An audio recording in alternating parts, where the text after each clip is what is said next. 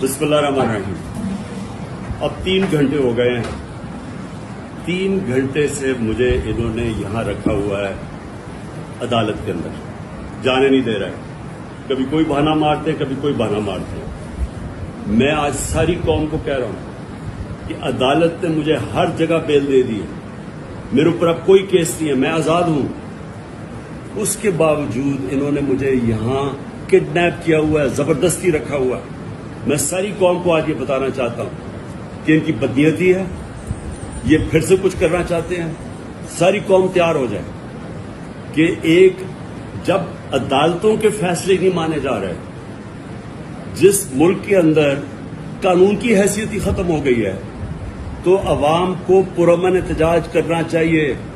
नहीं तो हम भेड़ बकरियां बन गए हैं। अब जब आइन की भी कोई परवाह ना हो, जब कानून की भी परवाह ना हो, जो ताकतवर हो, जो मर्जी चाहे।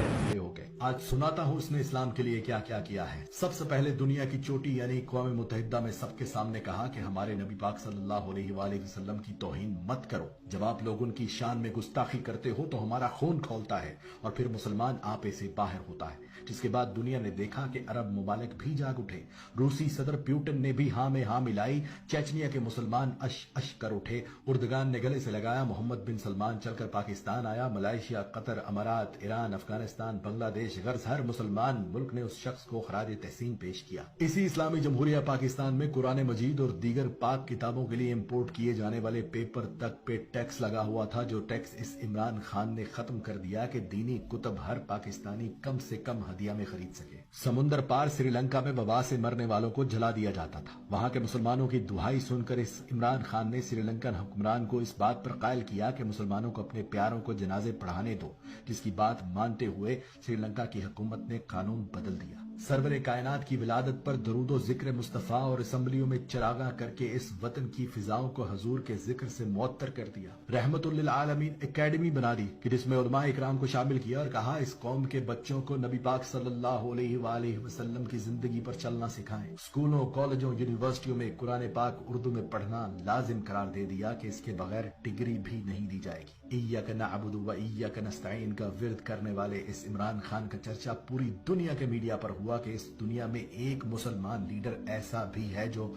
जब मदीना पहुंचता है तो ताजीम में मदीने की मिट्टी पर जूता तक नहीं पहनता। हाथों में तस्बीह, जुबान पर दुरूद पाक, जिस्म पर कौमी लिबास, पुरएतमाद चेहरा। जिस मुल्क भी गया रस्ते भी गवाही देने लगे कि कोई मुसलमान लीडर आया है। वाहिद लीडर जो इस्लाम के कानून को मानते हुए फौरन अदालत में पेश हुआ कि अगर हक में वक्त को भी काजी बुलाए तो काजी के सामने पेश होना है। भारत की तरफ से दोस्ती और तिजारत बढ़ाने का खत आया तो भारतीय मुनाफकत और दोहरे मयार पर यह कहकर इनकार कर दिया कि जब तक कश्मीरियों को उनका हक नहीं देते तुमसे तिजारत भी नहीं करूंगा। इसराइल ने फलस्तीन पर हमला किया तो रातों रात अपने वजीर खारजा को अमेरिका भेजा। हंगामी बुनियादों पर अक़वाम मुत्तहिदा का इजलास बुलाया और जंग बंदी करवाई और बगैर डरे उनके मुंह पर यह भी बोलकर आए कि तुम लोग डीप पॉकेट्स पर चलते हो यानी मुनाफिक हो। कौमी लिबास पर किसी ने पूछा कि आप शलवार कमीज ही क्यों पहनते हैं, तो उसने कहा 2 वजूहात हैं कि अगर एक हुक्मरान ही कौमी लिबास न पहने तो उसकी अवाम कैसे कौमी लिबास को इज्जत देगी, और दूसरी ये कि कौमी लिबास मेरे अपने मुल्क का है,